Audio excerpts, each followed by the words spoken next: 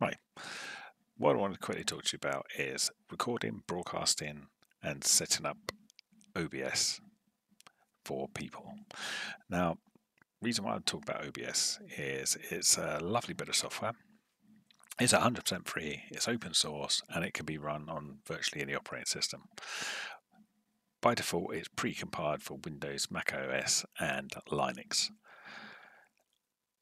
Like I said, 100% free and open source. It's been in development since 2012, so it's an established bit of software and it's used everywhere. And I really do mean everywhere. Because it's open source, it's often repackaged or re-imaged as a different bit of software. Sorry, my gerbils in the background is on his wheel, making a bit of noise. So it's often repackaged as various different bits of software you wouldn't even know, but it's actually this software. This is the software for streaming. Now, how it works is you install it on a computer. You then record either the stuff that computer's doing, or cameras that are being plugged into it, or microphones that are being plugged in it. If you can have multiple cameras, multiple sources, multiple sounds, NDI is supported.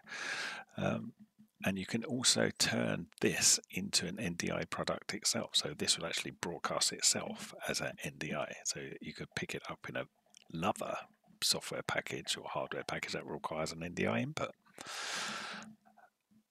Now, what hardware you need to run it? One, a decent computer. That's it. But I also recommend 2 screens, and I also recommended a touch screen or Android, iPad, whatever. So I highly recommend iPad or Android. I use an old Android phone to actually control it. So again, very, very cheap for me. Now, what do I mean by that?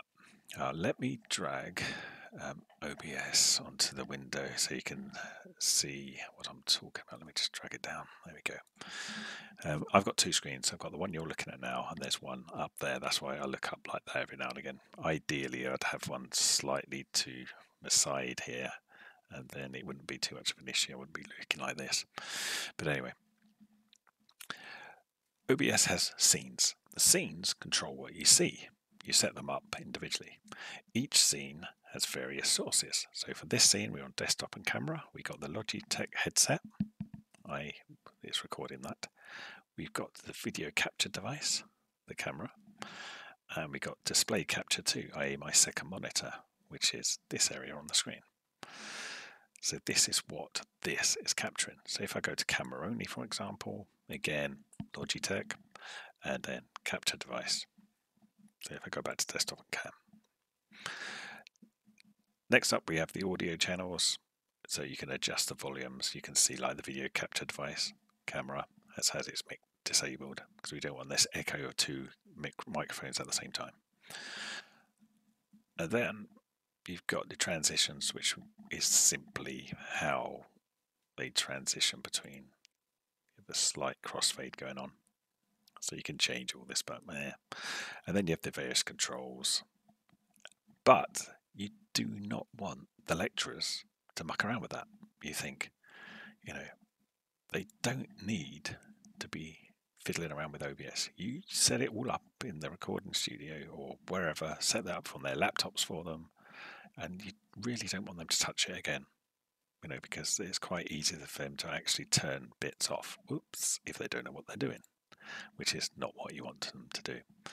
So this is then thrown onto the secondary screen, or you put it in the sys tray.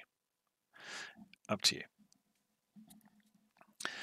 But I like to have it on the secondary screen so you can see, you can check. I know I'm looking up because that's where my screen is, but usually you'd be looking, this little slide look over to your right or left or whatever to see that the correct scene is being broadcast. Now, how they control it is via, in this instance, a touchscreen, being my phone. So, okay. So at the moment, we are on camera full screen. Camera full screen.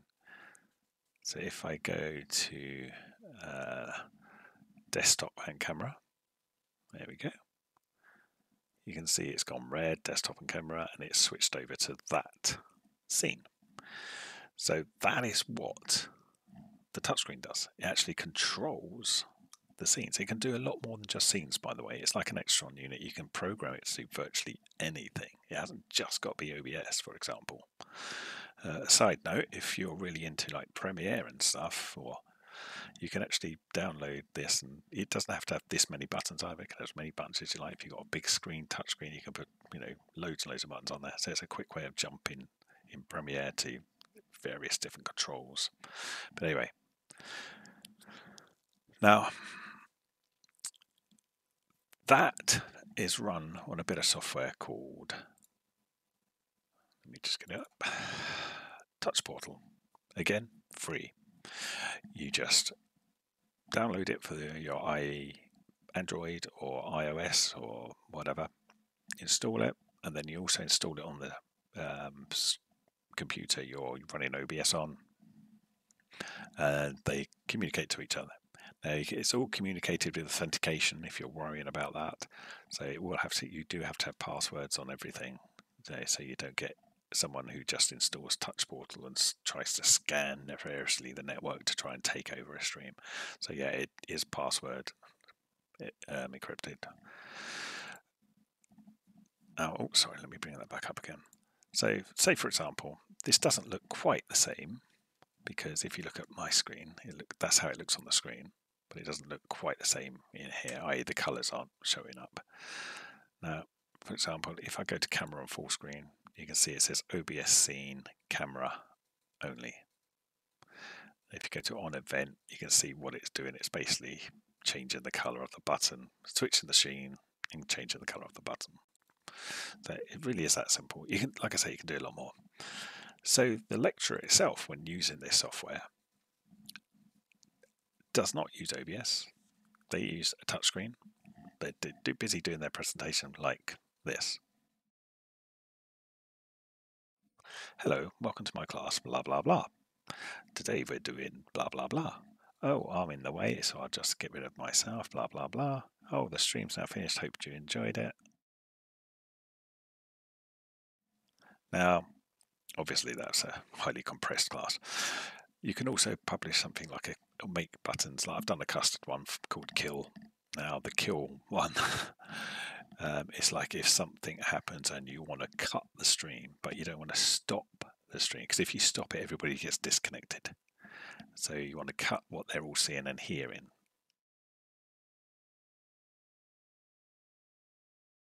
So you can do something like that as well. So it won't actually terminate the stream.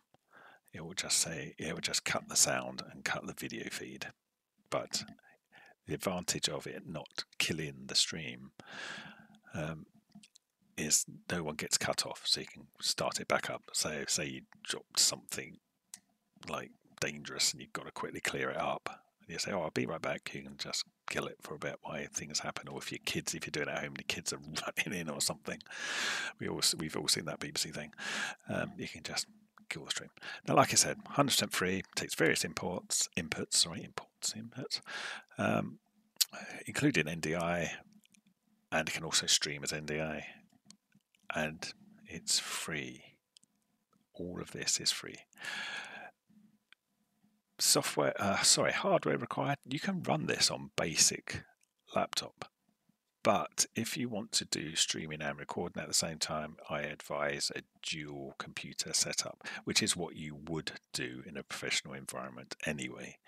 You would have one machine being the presentation machine, and then you would have one machine being the encoding machine, shall we say. So machine number one would have OBS on it and all the other touchscreen controls. Now, OBS would not actually stream or record on the first machine. It would send it to over the network.